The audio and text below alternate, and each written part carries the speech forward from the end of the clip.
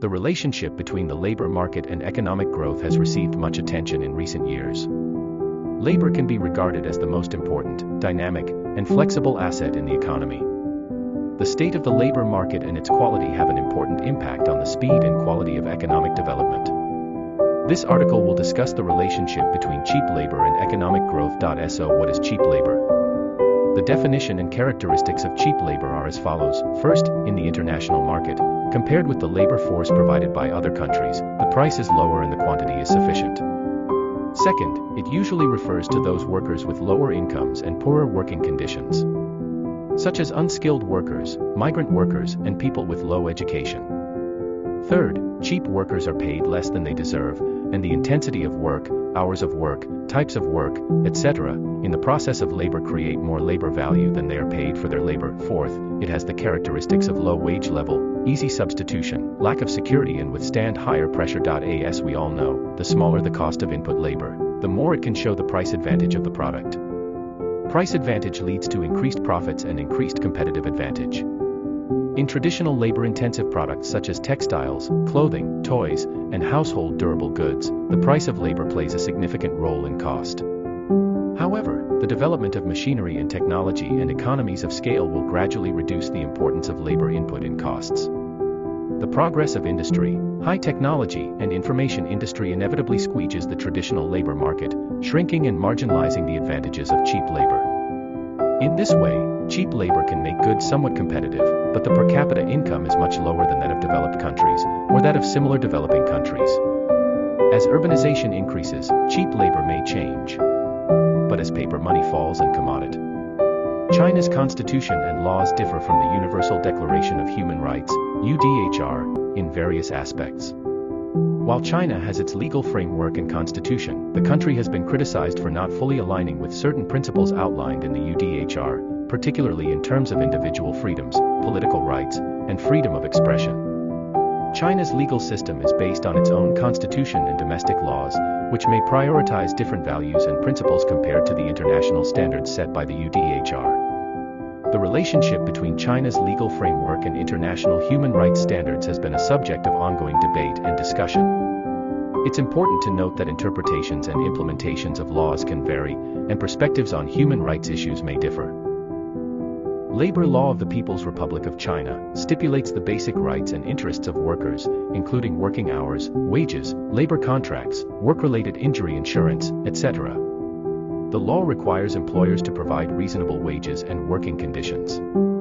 Labor Contract Law of the People's Republic of China emphasizes the importance of labor contracts and stipulates regulations on contract signing, modification, and termination, aiming to protect the rights and interests of workers. Employment Promotion Law of the People's Republic of China. This law encourages employment, regulates the relationship between employers and workers, emphasizes equal employment opportunities, and prohibits gender discrimination. Minimum Wage Regulations of the People's Republic of China sets minimum wage standards to ensure that workers receive basic economic remuneration. Social Insurance Law of the People's Republic of China stipulates the scope and content of social insurance, including basic pension insurance, basic medical insurance, etc., to improve the social security level of workers.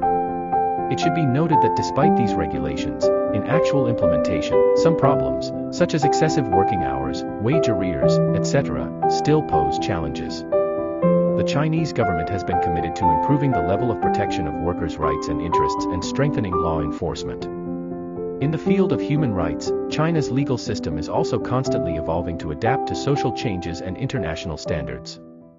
China has a huge population base, so that the labor force is greater than the demand, so the labor price is relatively low, the production cost is relatively low, and the product profit is relatively high, which will promote the development of the local economy, but at the same time, it will also lead to an imbalance in income distribution. Most people are in a state of poverty, and then make the working people passively choose to lose some basic rights. An employee of the company refused to work overtime and was fired after the company's group responded to the leader, which made many netizens say that they were subjected to invisible overtime, forced overtime, and ineffective overtime. According to a survey, 60% of people work an average of 1 hour of overtime a day, and half of them work overtime without any form of compensation, such as overtime pay or compensatory leave. Most employees who endure long hours are forced to work overtime voluntarily and without pay, and they are not paid anything. Not only do they not get paid, but their physical and mental health has been seriously harmed by excessive overtime. For example, 70% of overtime workers have backache, weakness in limbs, headaches, and 57% sleep less than 7 hours. Although the courts and relevant ministries have jointly enacted relevant laws, the practice of overtime has always been popular in all walks of life. In this case, uncontrolled overtime and the perception of some companies are serious violations of labor laws. Employees have the right to rest and leave and the right to safety and health protection, and the company in this case not only violated the employee's right to rest but also the right to health. Although the relevant departments have promulgated relevant laws, they have not stopped the phenomenon of uncontrolled overtime. First, because the labor force is greater than the job demand, and the wages of workers are low, so they have to compromise for their lives. Second, the power of legal remedies is too weak, and many employers will circumvent it through overtime without attendance and overtime approval systems, resulting in employees being unable to provide evidence and have no way to protect their rights. Third, most people do not know enough about the relevant laws and do not know what they should do. What are the rights that should be enjoyed, and there is no way to guarantee the implementation of their rights. This article delves into the intricate dynamics between the labor market and economic growth, highlighting labor's pivotal role as a dynamic and flexible asset in the economy. The focal point is the impact of cheap labor on economic development, defined by lower international prices, typically associated with workers having lower incomes, subpar working conditions, and specific characteristics like low wages, easy substitution, lack of security, and high-pressure environments. The piece reflects on historical trends where labor costs significantly influence traditional labor-intensive products, contrasting this with the evolving landscape where technological advancements and economies of scale are diminishing the role of labor costs. The article also touches upon the influence of urbanization and inflation on the value of cheap labor. Despite real wages not skyrocketing in certain countries, the standard of living has increased due to financial development enabling pre-consumption through loans for housing and cars. However, it's clarified that this rise in living standards doesn't necessarily signify an increase in labor costs. Rather, it underscores the exploitation of labor value by capitalists.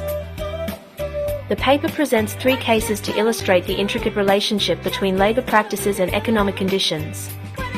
Firstly, in the context of China's vast population, cheap labor contributes to low production costs and high product profits, fostering economic development. However, this comes at the cost of income distribution imbalance and widespread poverty. The second case underscores the issue of uncontrolled overtime, where employees face serious health consequences due to excessive working hours.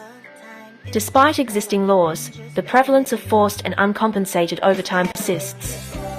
The third case delves into the violation of labor laws by certain companies, emphasizing the infringement of employees' rights to rest and health protection. The analysis identifies uncontrolled overtime and certain companies' perceptions as substantial violations of labor laws. It emphasizes employees' rights to rest, leave, safety, and health protection.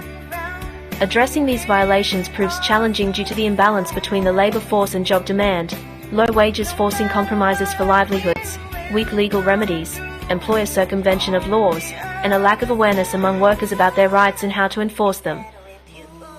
Strengthen legal protections. There's a need to bolster legal remedies, ensuring robust enforcement of laws that safeguard employees' rights to rest, leave, and health. Enhance awareness.